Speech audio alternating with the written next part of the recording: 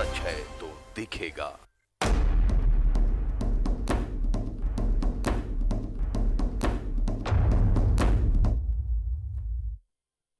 नमस्कार, जोहार। न्यूज़ 11 भारत देख रहे हैं आप। आपके साथ मैं हूं अभिषेक भारती। जो कहूंगा सच कहूंगा और डंके की चोट पर कहूंगा। डंके की चोट पर आज मैं कुछ खुलासा करने वाला हूं और खुलासा बहुत बड़ा है। खुलासे का गणित ऐसा है कि जो आपको हिला देगा। यह गणित ऐसा है कि आप आश्चर्य में पड़ जाएंगे कि क्या ऐसा भी हो सकता है। ऐसा गणित है कि आप सोच में पड़ जाएंगे कि भैया नुकसान तो जिसको हो रहा है सो हो ही रहा है, पर इसमें फायदा जिसको हो रहा है वो तो माला माल हो रहा है। और यह खुलासा कोयले से जुड़ा हुआ है, तो दिल थाम के बैठिएगा क्योंकि खुलासा बहुत बड़ा होने वाला है और डंके की चोट पर होने वाला है।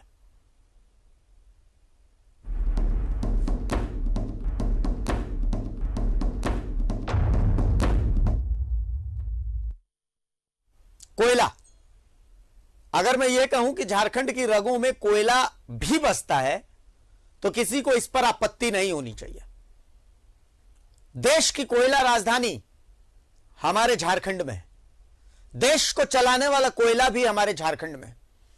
लेकिन गुरु, एक खेला होता है और जब मैं उस खेले की बात बताऊंगा तो आपको लगेगा कि क्या सच में ऐसा होता है, क्या ऐसा हो सकता है। कुछ मैं आपको बताऊं उससे पहले कुछ चीजें जो मैं आपको समझा देता हूं। धनबाद में साइडिंग होती है, उन साइडिंग से जाकर के कोयला उठता है। अब जो प्राइवेट कंपनियां होती हैं वो प्राइवेट कंपनियां आरओएम ग्रेड का कोयला उठाती हैं। आरओएम एक ऐसा ग्रेड होता है कोयले का जो लोअर ग्रेड होता है। अब साइडिंग से जब ये कोयला उठता है तो नियम यह कहता है कि -100 मिलीमीटर कोयले को क्रश कर दिया जाता है, यानी कोयले के जो ग्रेन्स है वो -100 मिलीमीटर के होने चाहिए। ठीक है, लेकिन आज हम आपको दिखाएंगे कि वहां कोयले का बाकायदा बोल्डर उठते हैं। आपको लग रहा हो ये कौन सी बड़ी बात है। ठीक है, छोटा कोयला की जगह बड़ा कोयला कंपनी उठा लेता है। खेल यहां पर नहीं है। ये जो आरओएम ग्रेड कोयला है ये 3064 रुपए प्रति टन के हिसाब से उठता है। लेकिन एक और ग्रेड है कोयले का जिसे स्टीम कोयला कहा जाता है।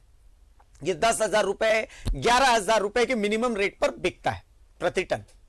अब 3,000 रुपए और 10,000 रुपए में 7,000 रुपए का अंतर है एक टन में। एक रैक में 4,000 टन कोयला होता है।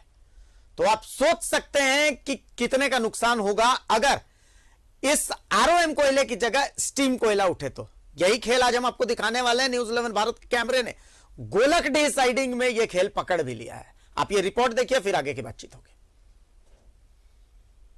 का खुलासा होगा आंकड़ों के साथ, सबूतों के साथ और पूरे गणित के साथ। यह खेल कितने का है दावा है आप जोड़ नहीं पाएंगे, बस आश्चर्य करेंगे। ज्यादा रेलवे रैक के अनुसार कोयले की बुकिंग की है और उस कोयले के हिसाब से उन्हें आरओएम कोयला जो -100 mm का होता है, यानी साइज के हिसाब से बहुत छोटा होता है, उस कोयले की बिडिंग की है। और 170 रैक कोयला आने वाले समय में धनबाद में जितने 12 से ज्यादा रैक लोडिंग पॉइंट है वहां से लोड होना है और खेल खेलने की तैयारी में है। इन लोगों ने जो ट्रेडिंग करके कोयले खरीदे हैं, 170 रैक से ज्यादा कोयले खरीदे हैं, उसमें इन्हें आरओएम कोयला ले जाना है। लेकिन स्थानीय प्रबंधक, एरिया मैनेजर, साइड इंचार्ज और जो लोग हैं इनके पीछे, पर्दे के पीछे, उनकी साठ गांठ से आने वाले समय में आरओएम के जगह पे स्टीम कोयला लोड करने की तैयारी कर ली है। और जैसे ही उन्हें कोयला अलाउट होगा, रैक अलाउट होगा, तो इसी तरह से रैक लोडिंग पॉइंट से वो कोयला का खेल शुरू करेंगे। हालांकि इस बात की शिकायत पीएमओ से भी की गई है, प्रधानमंत्री कार्यालय को पत्र लिख करके शिकायत किया गया, लेकिन अभी तक उसके तरफ से कोई सकारात्मक पहल नहीं हुई है। हालांकि कुछ दिन पहले जो धनबाद के बीसीसीएल के प्रभारी सीएमडी है पीएम प्रसाद, वो धनबाद पहुंचे थे। जब उनसे सवाल किया गया तो उन्होंने इस बात से अनभिज्ञता जाहिर की और यह भी कहा कि पीएमओ को क्या पत्र लिखा गया। आप जो कागज टीवी पर देख रहे हैं वो बिडिंग शीट है। जो बिडिंग शीट आप देख रहे हैं वो CKW साइडिंग की बिडिंग शीट है। अब इस शीट को आसान शब्द में हम आपको समझा देते हैं। इस शीट में आप नाम देख रहे हैं गोदावरी कमोडिटीज का। गोदावरी कमोडिटीज को यहां से 6 रैक कोयला अलॉट हुआ है। गोदावरी कमोडिटीज को प्रति टन 3064 रुपए में आरओएम ग्रेड का कोयला मिलेगा। जो कोयला मिलेगा वो -100 मिलीमीटर के लेंथ में क्रश करके मिलेगा। अब हम आपको कुछ आंकड़ा बता देते हैं तो आप गणित समझ जाएंगे। आरओएम ग्रेड कोयला लो ग्रेड कोयला होता है। इस कोयले के लिए प्राइवेट कंपनियां बिडिंग करती हैं और उसी बिडिंग के हिसाब से उन्हें रैक अलॉट होता है। एक रैक में 4000 टन कोयला आता है। अब 3064 रुपए प्रति टन वाला कोयला इन्हें 6 रैक मिलेगा। पर जानते हैं होता क्या है? आरओएम ग्रेड की जगह स्टीम ग्रेड का कोयला उठाती हैं ये कंपनियां। स्टीम ग्रेड कोयला लगभग 10,000 रुपए टन है। तो कुल मिलाकर अब नुकसान का गणित समझिए। 3064 रुपए टन वाला कोयला एक रैक में 4000 टन के हिसाब से 1,22,56,000 रुपए का, लेकिन कोयला उठा 4 करोड़ रुपए का। तो नुकसान हुआ 2,77,44,000 रुपए का। यह आंकड़ा सिर्फ एक रैक का है। अभी गणित भी खत्म नहीं हुआ है। अगर सिर्फ धनबाद की बात करें तो यहां 6 साइडिंग से भी कोयला उठता है और हर साइडिंग से अगर मिनिमम 10 रैक कोयला भी उठता है तो गणित लगाइए नुकसान कितना है। एक साइडिंग से 27,74,40,000 रुपए का। 6 साइडिंग से आप जोड़ लीजिए। हमारी गिनती उधर तक पहुंच नहीं पा रही है। कोयले का खेल किस तरह से खेला जा रहा है धनबाद में, आज मैं आपको दिखाता हूँ। ये देखिए मेरे पीछे रेलवे रैक लगा हुआ, ये बीसीसीएल के एरिया 10 नंबर इतना बड़ा कोयला है। और ये जो रैक लगा हुआ, ये कोई किसी गोदावरी कंपनी का रैक लगा हुआ जिसे कोयला को कोलकाता भेजना, और उसने भी जो बिडिंग किया है वो आरओएम का बिडिंग किया, -100 mm का बिडिंग किया, और यहाँ पे बड़े बड़े कोयला लोड किए जा रहे हैं। उन्होंने नौकरी की दुहाई देते हुए और अंदर विजुअल बनाने की कोशिश नहीं दिया, लेकिन उसके बावजूद भी हमने विजुअल बनाया और विजुअल में साफ दिख रहा है किस तरह का कोयले का खेल यहाँ पे खेला जा रहा है। और ये रैक लोड जो हो रहा है ये देव एंड प्रभा कंपनी का बताया जा रहा है। उसकी कोयले यहाँ पे आउटसोर्सिंग कंपनी का यहाँ पे आ रहा है और रैक लोडिंग की जिम्मेवारी उन्हीं के हाथ में। तो अब तक आपने गणित देखा, अब आपको थोड़ा वहां का फिजिक्स और केमिस्ट्री भी बता देते हैं। असल में यहाँ कोयला माफियाओं की जबरदस्त केमिस्ट्री भी है और उनके बीच फिजिक्स भी जबरदस्त है।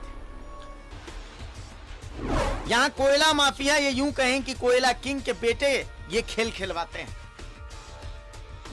उनका हिस्सा लगभग 250 रुपए प्रति टन का है, या राउंड ऑफ में आप इसे 10 लाख रुपए प्रति रैक का भी मान सकते हैं। बीसीसीएल के अधिकारियों का भी इसमें शेयर है। बीसीसीएल के टॉप अधिकारी भी 2.5 लाख से 4 लाख तक प्रति रैक लेते हैं। स्थानीय नेता का भी इसमें हिस्सा है, उन्हें भी 50,000 से 1 लाख रुपए प्रति रैक मिलते हैं। अधिकारी की संलिप्तता है ये समझ से परे है, लेकिन सवाल तो खड़े होते ही हैं जब ऐसी गंभीर मामलों पे जब अधिकारी कुछ भी बोलने से इनकार कर दे। हालांकि रैक लोडिंग में जो धांधली हो रही है, जो गड़बड़ियां बरती जा रही है, यहाँ के लोनिया एरिया के जो जीएम है अरुण कुमार, उनसे जब बात करने की कोशिश की गई तो उन्होंने कुछ भी बोलने से इनकार कर दिया। कैमरे पर आना उचित नहीं समझा। हाँ, एक बात उन्होंने जरूर कहा जाते जाते कि जो भी इस मामले की जानकारी चाहिए वो कोयला वन मुख्यालय में जो पीआरओ है उनसे ले। जनता से कोई लेना देना नहीं है। ये सरकार जिस प्रकार का खेल चल रहा है, देखिए बीसीसीएल में जो बीडिंग होते हैं उसमें लगभग 3 क्वालिटीज के कोयले होते हैं। आरओएम है, स्टीम है, कुकिंग कोल है। सबका प्राइस, जो आरओएम है उसका बेस प्राइस लगभग 3600-3700 रुपया है। उस 3600-3700 रुपया में जो कंपनियां हैं फर्जी तरीके से अपने 5-5 कंपनियां 6-6 कंपनियां बनाती है और वो आरओएम के 3700 के लगभग बीड में उठाती है। और यहाँ के हम कह सकते हैं कि जो बीसीसीएल के प्रबंधन है, बीसीसीएल के प्रबंधन के मिलीभगत से, आउटसोर्सिंग कंपनियों के मिलीभगत से और बाकी केंद्रीय उपक्रम है उसके मिलीभगत से वो जब उठाती है तो कोयला वो आरओएम बिडिंग में लेती है, लेकिन कोयला उठाती है वो स्टीम, जिसका कि बेस प्राइस बीसीसीएल का प्राइस लगभग 11,000 साढ़े 11,000 के करीब में है। स्टीम का कोई नहीं, आरओएम है तो आरओएम में उठ रहा है। स्टीम का ऐसा पूरा रैक स्टीम में लोड नहीं हो सकता, आरओएम का ही है। और इस समय में जैसे आपको बोले पावर प्लांट्स का ही ज़्यादा डिमांड है। हमको करीब 22 रैक्स पर डे 85,000 टन भेजना है। पिछले महीने में हम लोग 70,000 तक ही भेज पाए हैं। उम्मीद करते हैं दिसंबर से जो है 85,000 ton per day power plants को हम भेजेंगे। सवाल यह है कि नुकसान तो जिसको हो रहा है वो दिख रहा है, पर इस खेल से फायदा किसको हो रहा है? आखिर बीसीसीएल चुप क्यों है, सीआईएसएफ चुप क्यों है? मामला इतना गंभीर है कि इसे तो खुद सीबीआई को संज्ञान में लेना चाहिए। केंद्र सरकार को इसे सीरियसली लेना चाहिए, तभी यह लूट रुक सकेगी। धनबाद से न्यूज़ 11 भारत के लिए दिलीप कुमार की रिपोर्ट। तो खेला होबे नहीं, खेला चलबे, खेला चल रहा है। वहां से दीदी बोलती है कि खेला होबे, मोदी जी बोलते हैं खेला होबे, पर मोदी जी खेला चल रहा है, खेला चलबे। लूट लीजिए, पूरे झारखंड को लूट लीजिए। एक काम कीजिए, मेरे साथ मेरे पैनल में धनबाद से मेरे साथ दिलीप हैं, कांग्रेस से मेरे साथ विनय सिन्हा दीपू जी हैं, बीजेपी से मेरे साथ सरोज सिंह जी हैं। दिलीप, लूटने दीजिए झारखंड को, लूटने दीजिए। मोदी जी कहते हैं ना खाएंगे ना खाने देंगे, लेकिन देखिए यहां तो सब खा रहे हैं। मोदी जी एक्शन लीजिए। मैं तो इतनी सी बात कह दूंगा, मजबूरी ये है कि मैं तो राज्य सरकार से कह भी नहीं सकता इस मामले में कि भाई एक्शन लीजिए, आपका क्षेत्राधिकार ही नहीं है। तो एक्शन के लिए तो मैं हाथ जोड़ करके मोदी जी से विनती कर रहा हूं, मोदी जी जितने करोड़ के जीरो वो जितने करोड़ आ जाएंगे तो कम से कम पावर प्लांट्स का कोयला तो नहीं घटेगा। दिलीप जी, बिल्कुल आप सही कह रहे हैं, इतनी बड़ी लूट मची हुई है और सबसे बड़ी बात ये पिछले कई वर्षों से खेल चल रहा है। हालांकि इस खेल को हम लोग उजागर कर रहे हैं, पिछले कई दिनों से हम लोग लगे हुए हैं कि इसके तह तक जाए और जनता भी समझे, और जो राजनीतिक दल हैं, बड़े बड़े लोग हैं जो बड़े बड़े दावे करते हैं, वो भी समझे यह खेल कैसे खेला जा रहा है। आप समझिए इस बात को, जब हमेशा ये कहा जाता है कि कोयलांचल में कोयले की तस्करी हो रही है, 4 साइकिल वाले कोयला निकाल लिए जलाने के लिए, कहीं बेच दिए तो कोयले की तस्करी हो रही है, लेकिन ये बड़ा खेल को लेकर के सवाल क्यों नहीं उठ रहा है? क्यों बड़े बड़े नेता आते हैं ये सवाल नहीं उठाते हैं कि रैक से कोयले किस तरीके से आर्थिक अपराध किए जा रहे हैं, हाइवा से किस तरीके से आर्थिक अपराध किए जा रहे हैं? सवाल इस पे नहीं उठता है। अब सवाल यह है कि कई रैक लोडिंग पॉइंट है और सब जगह ये खेल पिछले कई दिनों से चल रहा है। अभी तो सिजुआ में भी ये खेल होने वाला है दिलीप, मामले को लेकर मैं बता दूं, अभी तो सिजुआ में भी ये खेल होने वाला है। और जो हमें खबर मिली है कि अपने आप को कोल माफिया बताने वाले एक शख्स के बेटे हैं, प्यार से जिन्हें पिंटू कहा जाता है, सुना है कि उनका बड़ा वर्चस्व है। 10 से 15 लाख रुपए प्रति रैक का, 250 रुपए प्रति टन का उनका भी खेला चलता है। देखिए मेरे पैनल मेरे साथ है दिलीप, एक बार मैं मेरे पैनल के पास आ रहा हूं।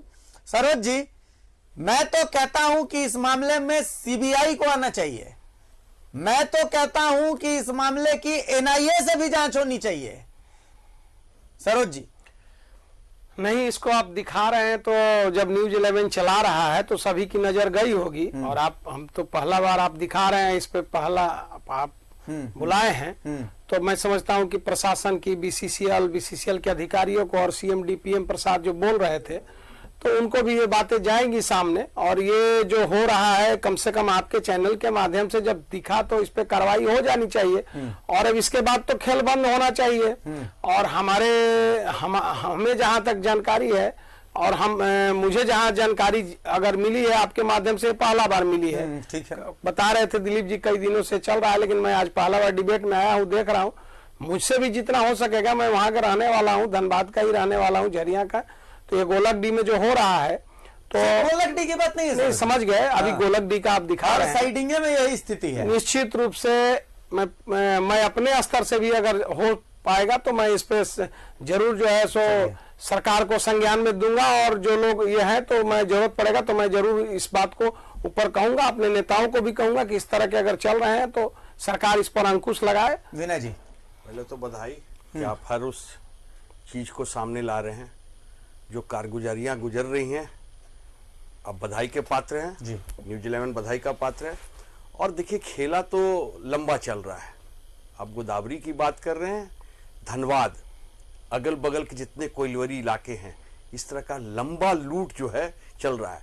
आज एनआई का जो रेड हुआ था तो उसमें कैसे कैसे लोग आपके सामने आए, तो इसका मतलब है कि पूरा वहां के बीसीसीएल के, सीसीएल के पदाधिकारियों का, देखिए सीआईएसएफ होता है वहां पर, वहां जो सिक्योरिटी का इंचार्ज होता है, तो वहां से कैसे ये सब हो रहा है। और ग्रेड कोयले की मेरी जानकारी में टेस्टिंग भी होती है। आप जिस क्रशिंग की बात कर रहे हैं, पहले कोयला उठता है, उसका क्रश हो करके एक साइड निकलता है, फिर वहां से लोडिंग अनलोडिंग ट्रांसपोर्टेशन जो होता है, फिर ट्रेन में जाता है, रैक करके निकल जाता है। तो इतनी प्रक्रिया होने के बाद छोटे छोटे ट्रांसपोर्टर भी वहां काम करते हैं। इसका मतलब जो ट्रांसपोर्टर को आप काम दे रहे हैं, इसका मतलब है कि वहां पर बहुत बड़ी मिलीभगत है, कोई तो छोटी सबकी मोटी मिलीभगत मिलीभगत नहीं है। और पीएम प्रसाद जी अगर कह रहे हैं कि मुझको जानकारी नहीं है, पीएमओ को चिट्ठी गई है उसकी भी मेरी जानकारी है। साहब आप मुखिया हैं, आपको जानकारी, नीचे आपके पूरे कोयला सरकारी लूट की धूम मची हुई है और आप नहीं जान रहे हैं। इस पे हम किसके ऊपर उंगली उठाएंगे? इस पे तो आप राज्य सरकार को तो नहीं बोल सकते। आपका पूरा सेंट्रल का सारा चीज जो है आपके दम पे, आपके हाथ में सब कुछ है।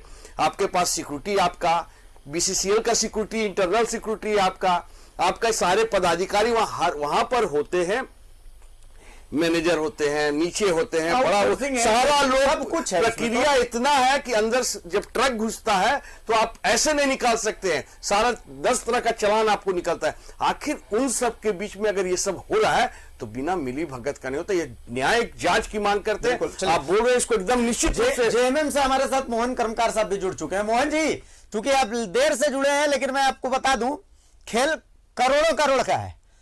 होता यह है कि धनबाद में इतनी सारी साइडिंग है, प्राइवेट कंपनियां टेंडर करती हैं आरओएम ग्रेड कोयला, ये लोअर ग्रेड होता है, 3,000-4,000 रुपए प्रति टन वाला कोयला के लिए, पर कोयला जो उठा रही है वो 10,000-11,000 रुपए प्रति टन वाला स्टीम ग्रेड का कोयला है। खेल इतना ही नहीं है, मतलब एक रैक में कम से कम 3 करोड़ 2.5 करोड़ रुपए का नुकसान सरकार को मिल रहा है एक रैक में। और सोचिए कि एक एक कंपनी के पास 10-10, 12-12 रैक का है, तो आप सोच लीजिए कि कितना कितना बड़ा खेल है ये। और सबकी सहभागिता है, ऊपर से लेकर नीचे तक सबका हिस्सा बंधा हुआ है, लेकिन अब तक इसको लेकर के कार्रवाई की जहमत कोई नहीं उठाता है। सब कहते हैं हमको तो पता ही नहीं है, हमको तो पता ही नहीं है। जबकि धनबाद के किसी आम आदमी से आप जाकर के ये बताइएगा तो उसका रिएक्शन पता है क्या रहता है? अरे तो ये कौन सा नया बात है, ये तो पुराना बात है। मोहन जी, क्या हम लोग यूज टू हो गए हैं ये सब के लिए?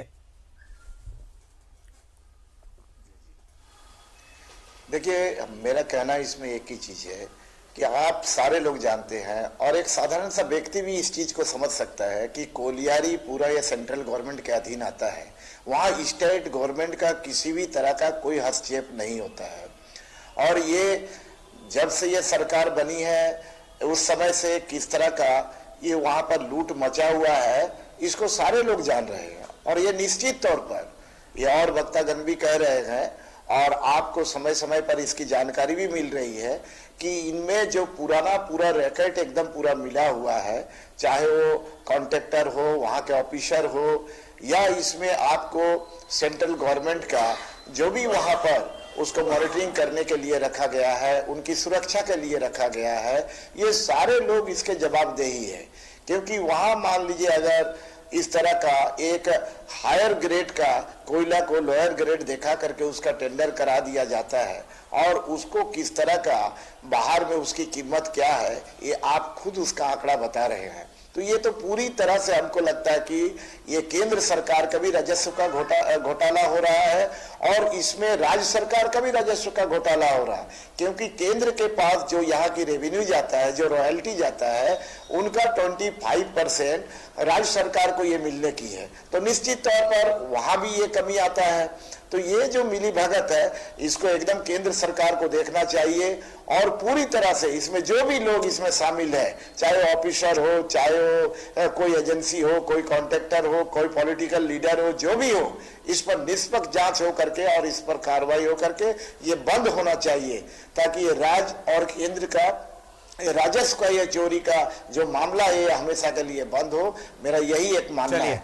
क्योंकि केंद्र सरकार हो या उनके जो भी लोग, मेरे सहयोगी एक बार दिलीप जुड़े हुए हैं, मैं दिलीप के पास आ रहा हूं। दिलीप, गोलकडी की तस्वीरें तो हमने रिपोर्ट में दिखा दी कि गोलकडी में ये खेल चल रहा है और दावा है कि बाकी जितनी साइडिंग है हर साइडिंग का खेल यही चल रहा है। पिछली बार जो आपने तस्वीरें दिखाई थी सीके साइडिंग की दिखाई थी, सीके वेस्ट साइडिंग की जो दिखाई थी वहां भी वही तस्वीर थी, लेकिन तब से लेकर के आज तक पिछली बार जो हमने खबर दिखाई, क्या कुछ चेंज हुआ, कुछ बदलाव नजर आया या अभी भी वही ढाक के 3 पात है? देखिए, वही ढाक के 3 पात है।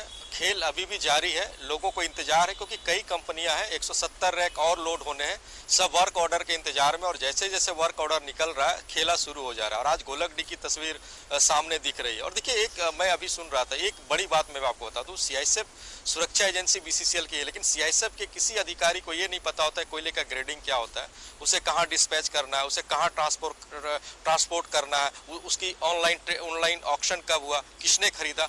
उनका जवाबदेही बस इतना होता है कि वहां से कोयला किस तरीके से बाहर नहीं निकले उसको रोकना है। रेलवे रैक में क्या लोडिंग हो रहा है उसकी जानकारी उनको नहीं होती है। ये पूरा सिस्टम जो एरिया मैनेजर होते हैं उनके ऊपर निर्भर करता है, जो सेल्स एग्जीक्यूटिव होते हैं उनके ऊपर निर्भर करता है, जो साइड इंचार्ज होते हैं उनके ऊपर निर्भर करता है, और आसपास के जो आउटसोर्सिंग कंपनियां चलती है उनके ऊपर निर्भर करता है। उनकी बिना सहभागिता के इस तरह के खेल को खेलना संभव नहीं है। और ये सिर्फ गोलकडी और सिजुआ रैक पॉइंट का नहीं है, ये तकरीबन 11 रैक लोडिंग पॉइंट है जहां पे यही खेल खेले जा रहे हैं। लोग इंतजार में हैं, अब कुछ दिन बाद अगर वर्क ऑर्डर निकलेगा तब भी इस तरह के खेल जारी रहेंगे। और देखिए, सबसे बड़ी बात जो सीएमडी है उनके तरफ मोहन जी को शायद हमारी आवाज सुनाई नहीं दे रही है। मोहन जी, मैं आपको एक एक बात बता दूंगा, आप चिंता मत करिए। जी जी जी दिलीप बोले। बिल्कुल, तो आप उनको इस बात की जानकारी नहीं है। पीएमओ को चिट्ठी गई है, उधर से कोई अभी तक रिप्लाई नहीं आया है। सीएमडी ये कह रहे हैं कि उन्हें इस बात की जानकारी है, अगर मिली है तो जानकारी जुटाएंगे। आज एरिया मैनेजर ये कहते हैं कि जो बात करना है पीआरओ से बात करें, और पीआरओ इतना कैपेबल पदाधिकारी बीसीसीएल का नहीं होता है कि वो हर मामले की जानकारी मीडिया से शेयर करें। तो जाहिर सी बात है, आप समझिए, इस खेल को रोकने से ज्यादा लोगों को मजा आ रहा है खेलने में। और देखिए, न्यूज 11 अपने दायित्व को निभा रहा है, और खेला तो खेलने नहीं दिया जाएगा, चाहे जिस तरीके से हो, चाहे और अंदर की खबरों को निकालना पड़े, जैसे भी हो, लेकिन इस खेल को रोकना जरूरी है। और देखिए, और सबसे बड़ी बात मैं बता दूं आपको, अब सब ये कहा जा रहा है कि जब केंद्र में जो सरकार बनी है, कहीं से भी भ्रष्टाचार उनके शासन में नहीं होगा, भ्रष्टाचार मुक्त शासन देंगे, भ्रष्टाचार नहीं के बराबर होगा। और हमने न्यूज 11 पे ही केंद्रीय एजेंसियां कई धनबाद में जिनका भ्रष्टाचार को हमने सामने रखा है। तो क्या आप कर रहे हैं? चिट्ठी आपके कार्यालय को गए हुए। चलिए, मैं सरोज जी से इसका जवाब ले लेता हूं। सरोज जी, मेरे को सवाल नहीं करना, दिलीप ने बहुत बातें कह दी हैं, जवाब दे दीजिए। नहीं, देखिए, मैं तो पहले भी कहा, इसमें कोई इनकार थोड़े कर रहे हैं, आप दिखा रहे हैं, ठीक है कि, और इसकी जांच हो जानी चाहिए कि भाई क्या ग्रेडिंग है, क्या ग्रेड का जाता है, आप दिखा रहे हैं, तो हम आप इससे इनकार नहीं कर रहे हैं कि आप गलत दिखा रहे हैं। आप ले चीजों को खोज के ले आते हैं और अच्छा करते हैं राज्य के लिए, नुकसान अगर हो तो। और ये देखिए, मोदी जी की सरकार तो ऐसे भी, आप जिन पे भ्रष्टाचार के आरोप आप नहीं लगा सकते। हाँ ठीक है, कई किन स्तर पर कहाँ हो रहे हैं, अगर गड़बड़ियां हुई है तो इसकी जांच हो जाए और एफआईआर हो जाए। और आपके चैनल में मैं कह रहा हूँ, आप दिखा रहे हैं, तो न्यूज 11 जो है बड़ा चैनल है, और आप का झारखंड में लोग देखते हैं इसको, और मैं समझता हूँ कि लोग देख रहे होंगे, और बीसीसीएल के अधिकारी भी देख रहे होंगे। सीएमडी साहब से भी आग्रह करेंगे कि इसकी जांच तो हो जाए, और जांच हो जाए, और जो लोग दोषी हैं उन पर एफआईआर हो, कार्रवाई हो जाए। और हम अपने स्तर से भी इसको जरूर समझने का प्रयास करेंगे कि क्या है मामला, और अगर मामला कुछ दिखेगा जो आप दिखा रहे हैं तो निश्चित रूप से होगा, तो हम अपने स्तर से भी इसको अपने नेताओं को और बीसीसीएल के बड़े अधिकारियों, और नहीं होगा तो ऊपर तक हम बताने की जरूर कोशिश करेंगे, कोयला मंत्री तक बातें जाए, इसका हम जरूर प्रयास जानी ही चाहिए। मोहन कर्मकार जी, देखिए, बीजेपी की तरफ से सरोज जी तो कह रहे हैं कि भाई हम तो अपना दायित्व निभाएंगे, आपने कहा है, आपने दिखाया है। वो कह रहे हैं कि मैं अपने स्तर से भी करूंगा, जरूरत पड़ेगी तो कोयला मंत्रालय को भी संज्ञान में देंगे। सीएमडी साहब से भी रिक्वेस्ट कर रहे हैं, जो इनके है मतलब अधिकार क्षेत्र में सरोज जी के, वो सारी बातें वो कह रहे हैं। अब केंद्रीय महासचिव सत्ताधारी दल में से एक के केंद्रीय महासचिव अब क्या इस मामले में क्या कहना चाहेंगे?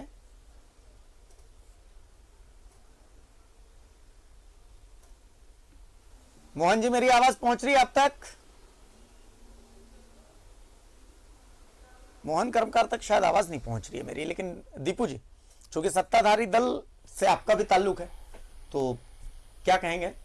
निश्चित रूप से देखिए, मैं आपके न्यूज चैनल के माध्यम से आदरणीय प्रसाद जी को बोलना चाह रहा हूं कि आप प्रभारी वहां के अध्यक्ष हैं, आप तुरंत संज्ञान लेके टोटल स्टाफ को वहां पर आप निकालिए, नया जीएम दीजिए, नया स्टोर कीपर दीजिए, नया प्रोजेक्ट मैनेजर दीजिए, सारे लोगों को हटाइए। अगर ये उंगली उठी है तो क्यों उठ रही है, और अभी तत्काल जिसको भी आप अलॉट किए हैं, ठीक है, पावर प्लांट को कोयला चाहिए, वो बहुत जरूरी है, उसमें कहीं दिक्कत नहीं है, लेकिन अभी आप तत्काल इन सबों को रोक करके एक अपना इंक्वायरी कमेटी बैठा करके उनके माध्यम से आप कोयला निकलवाइए। आखिर उंगली क्यों उठ रही है? सीधा सा सवाल है कि इसमें भ्रष्टाचार की बू नजर आ रही है और कहीं ना कहीं प्रसाद जी आप पे भी उंगली उठेगी, क्योंकि अगर आप नीचे से ऊपर तक नहीं मिले होंगे तो ये काम नहीं हो सकता। तो आपको भी सोचना होगा कि कैसे हम इस भ्रष्टाचार को रोकें, और राज्य सरकार सजग है। ऐसा नहीं है कि ठीक मोहन जी ने बोला हमारा रॉयल्टी भी तो मर रहा है ना, हमारा टोटल वैल्यू का रॉयल्टी भी हमारा जा रहा है। एक तो केंद्र सरकार हमारी रॉयल्टी दे नहीं रही है, जीएसटी के पैसे दे नहीं रही है, उसके बावजूद भी हमारी सरकार सारी चीजों को देखते हुए सरकार को बढ़िया तरीका से इकोनॉमिक के साथ चल रही है, और इन सब घोटालों के बाद में हमारा सरकार को नुकसान होगा और झारखंड की जनता को नुकसान हो रहा है। झारखंड की जनता बोलते हैं ना कि यहाँ के खनिज से लोग हैं और हम लोग गरीब हैं, खनिज से हम अमीर हैं और लोग गरीब हैं, तो ये सब दर्शा रहा है। तो इसका मतलब है कि कहीं ना कहीं, और जैसे सरोज जी बोल रहे हैं, मैं बोल रहा हूं, कल हम लोग इसको चिट्ठी पूरा यहां से लेकर के पीएमओ तक हम लोग भी अपने कांग्रेस के लेटर हेड में लिख करके भेजेंगे कि आखिर ऐसा क्यों हो रहा है। और गोदावरी का नाम बहुत बड़ा है, गोदावरी कल नहीं है, बहुत सारे कंपनियां हैं देश की जो झारखंड को चरागाह समझ लिए। हम लोग चरागाह नहीं बनने देंगे, किसी कीमत पर चरागाह नहीं बनने देंगे। बिल्कुल सही बात है, बहुत बड़ा मामला है। चूंकि दिलीप, ये छोटा मामला नहीं है, ये मामला बहुत बड़ा है। मतलब जितना आसान ये लग रहा है, देखिए धनबाद के लोग तो यूज टू हो गए, मतलब उन्हें, मेरी आज ही धनबाद के एक आदमी से बात हो रही थी, तो मैंने बताया कि बहुत ऐसा मामला है, तो कहते हैं कौन सा बड़ा मामला है, कौन सा नया मामला है। और सबसे लास्ट रिएक्शन उनका ये था कि आप दिखा के ही क्या कर लेंगे, कुछ बदल लेंगे क्या, कुछ चीजें बदल जाएंगी क्या। और जब वो ऐसा बोलते हैं तो ऐसा लग रहा था कि करारा चमाटा सिर्फ हमारे मुंह पे नहीं मार रहे, पूरे सिस्टम के मुंह पे मार रहे थे। दिलीप, देखिए बिल्कुल पूरे सिस्टम पे इसलिए मार रहे हैं कि वो चीज़ों को बहुत नज़दीक से देख रहे हैं, और जाहिर सी बात है इसलिए ऐसा लग रहा है क्योंकि आप किसी भी चीज़ की शिकायत या किसी खामियां की शिकायत आप किससे करेंगे, जो मुखिया होते हैं। अब पीएमओ कार्यालय को चिट्ठी गई है, उधर से कोई जवाब नहीं आया है। इसके पहले सीएमडी को चिट्ठी लिखे गए, उधर से भी कोई जवाब नहीं आया है। तो आखिर जवाब देगा कौन? लोगों को पता है इन सब चीज़ों का, इसलिए वो ये कहते हैं कि क्या हो सकता है, लेकिन कोशिश करेंगे हम कि कुछ हो। और ये जो बंदरबाट हो रहा है, ये जो घोटाले हो रहे हैं और जो राजस्व की चोरी हो रही है, इस पे कैसे अंकुश लगाया जाए, और ये पहल हमेशा जारी रहेगी। जी बिल्कुल सही बात है। चलिए मोहन जी, देखिए जैसा कि ठीक है, बात तो सही है कि भैया पावर लिमिटेड है राज्य सरकार की, लेकिन एक कोशिश तो राज्य सरकार की तरफ से भी होनी चाहिए। खबर हम दिखा रहे हैं, एक राजनीतिक दल का कर्तव्य यही है। विनय सिन्हा, दीपू साहब भी बोल रहे हैं, सरोज जी भी बोल रहे हैं कि भाई हम अपने स्तर से आवाज उठाएंगे। तो क्या हम उम्मीद करें कि जेएमएम भी अपने स्तर से इसको लेकर के आवाज उठाएगा? देखिए, निश्चित तौर पर ये राज्य का संपत्ति का एक नुकसान है। यहाँ का खनिज संपदा को लूटा जा रहा है और इस पर हम आवाज उठेंगे, और केंद्र को भी निश्चित तौर पर हम इस चीज की जानकारी देंगे अपने स्तर से, राज्य सरकार के स्तर से, और ये सारी घटनाओं को हम यहाँ रोकने का एक प्रयास करेंगे। क्योंकि जिस तरह से ये कोयला ही नहीं, झारखंड के जितने खनिज संपदा को जिस तरह से लूट हो रहा, यहाँ का ये राज्य को एकदम एक प्रकार से कंगाल करते लोग जा रहे हैं। तो जहाँ कहीं भी सेंट्रल के अधीन में इस तरह का जो भी माइनिंग हो रहा है, या जो भी सेंट्रल के अधीन आता है, जो भी यहाँ के खनिज संपदा, उस पर सेंट्रल की देखरेख जब ये चल रही है तो निश्चित तौर पर इस पर रोक लगना चाहिए। और अगर इसमें रोकने में ये लोग सक्सेस नहीं होता है तो ऐसे चीजों का परिवर्तन करके, नियम में बदलाव करके वो स्टेट के अधीन दे। मैं इन सारी चीजों को रोकने का प्रयास करूंगा, क्योंकि हमारी राज्य का संपत्ति है, राज्य की संपत्ति को हम किसी भी कीमत पर लूटने नहीं देंगे। चलिए आप लोग हमारे साथ बने रहिए, सरोज जी बने रहे, विनय जी बने रहे, और मोहन कर्मकार साहब आप हमारे साथ बने रहिए। क्यों? क्योंकि राज्य की बात है। अगर कोयला हम लोगों का सबसे स्ट्रॉन्ग पोजीशन है तो भैया किसान और उसका धान भी हमारे लिए बहुत महत्वपूर्ण है। तो आज हम आपको एक धान चोर पर कसते शिकंजे के बारे में भी बताएंगे, लेकिन पहले एक छोटा सा ब्रेक ले लेते हैं। बहुत शुक्रिया दिलीप इस तमाम चर्चा के लिए, इस तमाम जानकारी के लिए। एक छोटा सा ब्रेक लेते हैं, डंके की चोट पर जारी रहेगा, और डंके की चोट पर जब वापस आएंगे तो आपको पलामू के धान चोर से मिलवाएंगे। एक ब्रेक लीजिए।